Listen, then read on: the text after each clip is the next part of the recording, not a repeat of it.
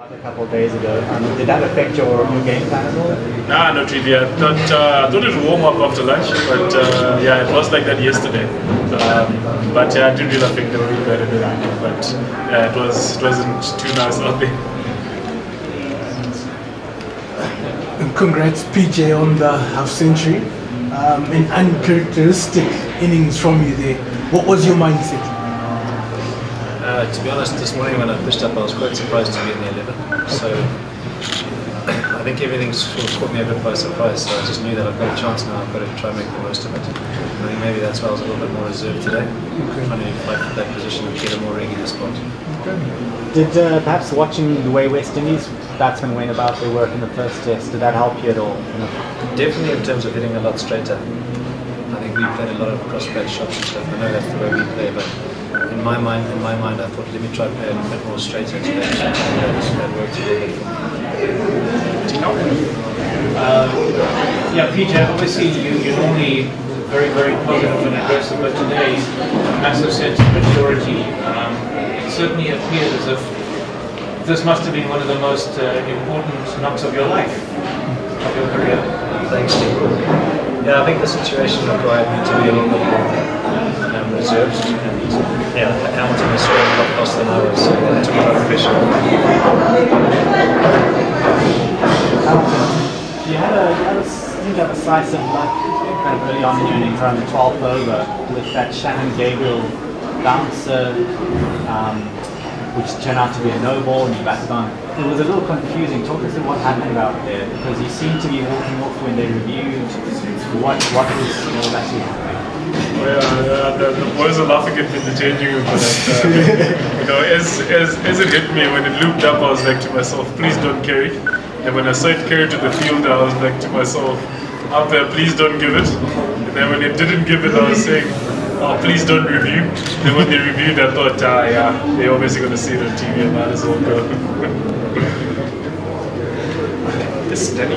Okay, I'm also in the lead up to the match, the skipper spoke about the importance of having a big first innings lead. And you have another chance to be there tomorrow morning. You know, what will be the plan tomorrow morning for the rest of the day tomorrow? And what do you think will be a challenging first innings total? Yeah, more of the same. I think just try and build another partnership with Reza. See how deep the two of us can take it. Like you said, it's going to be very important to get whatever amount of runs we can get in the first innings. So without looking too far ahead, I think anything over 350 will be good for us. So yeah, just try to build a partnership tomorrow and hopefully kick on from there. During your partnership with PJ, you seem to, in between overs, seem to speak for a little longer there. What was the discussion? What was the talk?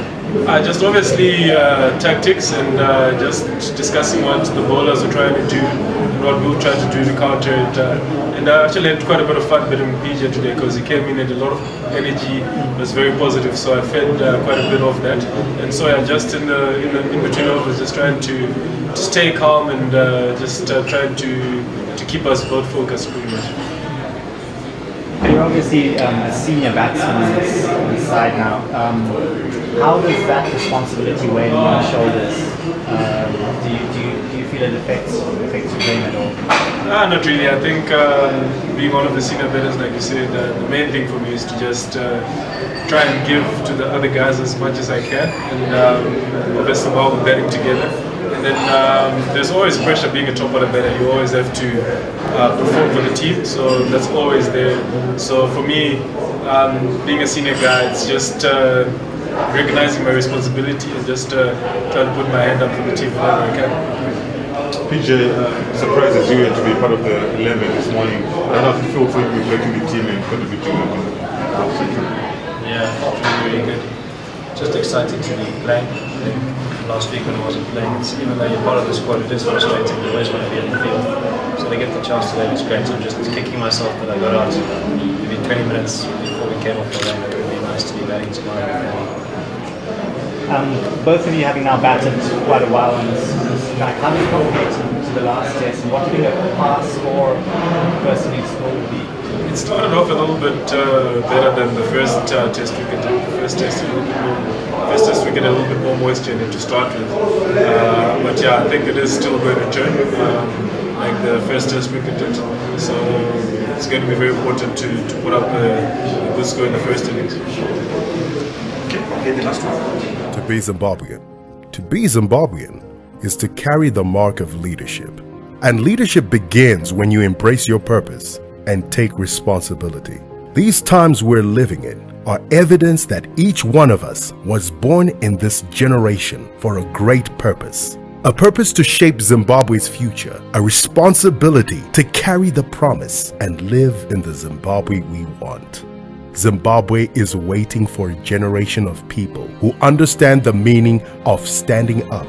You are the stepping stone, the one with the flame of inspiration, the one with the passion, the one who has what it takes to move Zimbabwe forward. It's time to stand up and do what is right. It's time to rise and do your part. It's beyond a privilege. It's an inheritance, a pledge that everyone has to make. So rise, Zimbabwe. Simuka, Zimbabwe. Pakama, Zimbabwe. It's time to pledge, register, and go vote. This livecast has been powered by ZimdiTv News, a division of Sly Media Productions, specialists in social media streaming and in-house TV productions.